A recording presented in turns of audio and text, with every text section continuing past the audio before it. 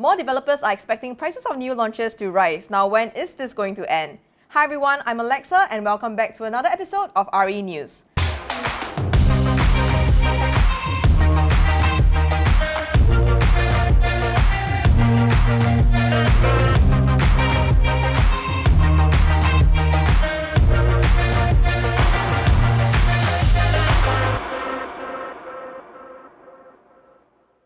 Now today we're going to be talking about new launch prices.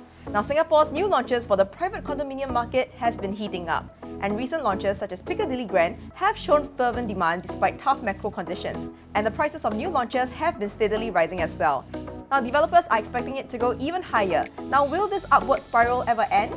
Now in this article, we explore and think deeper about the new launch market for private condos. Now specifically, we will look through the recent sentiment survey done by the Real Estate Department at the National University of Singapore.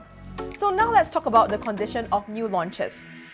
Now to kick off our exploration of the new launch market, let's have a look at the new launches since 2021 and observe how they have done. We will compare their average PSF transacted in their launch year and how their units have been selling so far. Now from the table below, most new launches have been doing fairly well with the exception of smaller projects that have less than 200 units. Now this might be partially due to buyers being pickier in terms of location and project size. Now at this point, it seems that buyers are very savvy on how the number of units in a project affects transaction volume and hence the difficulty of eventual exit. Now it so happens that the new launches with a smaller number of units are located in the Lux area. This might also be one of the reasons why it led to commentators thinking that the Lux segment might not be doing well. Now, while the additional cooling measures and tough macroeconomic conditions have definitely slowed down the market, Midtown Modern still saw a high take-up rate. And while it is true that the high quantum units have yet to be stepped up, it might just be a matter of time. Now, new launches for private condominiums and apartments have also seen steady growth over the past 7 years. Now, this rise in price is accompanied by higher transaction volumes as well. And over the past 1 year alone, between 2021 to 2022 Q1, new launches have grown 6% in average price. So indeed, new launches have been one of the fastest growing segments in the Singapore property market, and this has outpaced the growth of the resale condominium market. Now compared to their younger counterparts, the resale condo market has only grown a modest 70% over the last 7 years. This is in stark contrast to the 51% growth of the new launch market for condos. Now with the gap between the new launch and the resale market growing, what will the future hold? Will the gap widen? Will the resale market eventually catch up? Will new launch prices come down? We will give our thoughts on this in the next section. Now before we move on to the next section, we want to probe if such prices for new launches are justified. Now people are starting to question if a bubble is indeed forming in the new launch condo market. Developers comment that rising prices in government land sales, labour, logistics and materials are contributing to a cost-push inflation of new launch prices. That in itself is a fair and reasonable story. Now to find out if the demand is due to euphoric buying behaviour, growth in the condominium market must then be supported by the rental demand. Now to get a more comprehensive picture of the situation, we take a look at the 10 years of rental history for condominiums and apartments. Now rental demand has grown exponentially since the pandemic, so much so that it is approaching the previous high of 3.95 per square feet per month in 2013 of Q1. Now while the current prices are supported by the high rental levels, one has to stop to ask if it will be able to go on higher. Now in the short to medium term, it is definitely possible for new sales and rentals to climb simultaneously. Now moving forward into 2023, we might see a potential contraction in the transaction volumes for rentals. Now this could have a spillover effect on the buying market, resulting in more cautious investors if the rental market slows down. Now do note that we are just highlighting the possibility here. The rental market is still considerably hot and might stay heated over the next few quarters. Now let's look at the recent market sentiment survey shared on the Straits Times, an NES poll that was covered by one of the articles in the Business Times, as well as the Real Estate Sentiment Index found on the NUS website.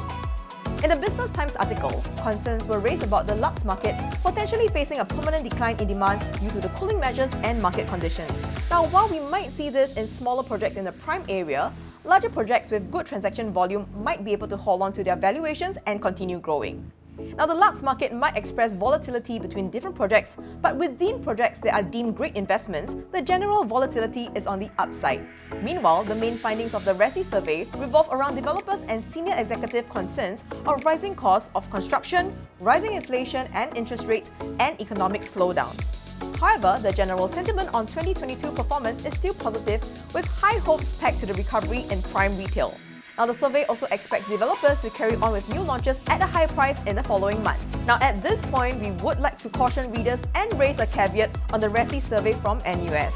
Now, these survey results were driven by 39 senior executives in the real estate industry, with some from developers. Now, this is an extremely small sample to draw a picture for the entire Singapore market. That being said, it is the opinions of these individuals that make up the index. So there might be concerns if this accurately reflects the sentiments on the ground when it comes to where the real estate market is going. Now, even if the aim was to capture the sentiment of experts in real estate and not investor sentiment, a more representative sample is needed. Now, there's a lack of transparency on the methodology of RESI and disclosure of the survey design in terms of how the sample was obtained and treated. Of course, we do not expect these individuals to be named. Rather, we are referring to the survey's response rate. A low response rate could bring in concerns of a non-representative sample. Furthermore, how these individuals were selected for the survey was not disclosed, introducing concerns on selection bias. All these concerns, coupled with a small sample size, brings doubt to the objectivity and comprehensiveness of the survey. Currently, it is only able to capture the opinions of the surveyed individuals. Now, barring these concerns, the RESI has the potential to be an important measure of ground sentiment in the real estate industry. Now, if the methodology is transparent and improved, we may see it being useful when we analyze it in tandem with the URA performance report. Perhaps it could also bring about important insights on the market as a lead indicator if done well. Now, some closing thoughts. Now, to rope in the discussion, we go back to the question we put out at the start of the video. Will developers actually keep pricing new launches higher and higher? Unfortunately, the answer here is a very probable yes. Now, this is primarily because of cost-push inflation and rising land costs. Eventually, these costs trickle down to the buyer in the form of higher new launch prices. While new launch prices have grown substantially faster than the resale condo market, it is not yet considered a bubble. The higher prices are in some sense justified by higher costs and a strong rental market. Nonetheless, buyers in this hot new launch market need to be aware of the possibility of a difficult exit. Even if high costs push a high launch price to buyers, when it enters the resale market, the alternatives can be considerably cheaper. Now, buyers of new launches must have holding power and be aware of the risks in investing in new launches in the current market. Now, if you wish to know more about the new launch or resale market, or if you want to know how this makes sense in relation to your own property journey, do reach out to our team. I'm Alexa from PropertyLimBrothers, and I'll see you on the next episode of RE News.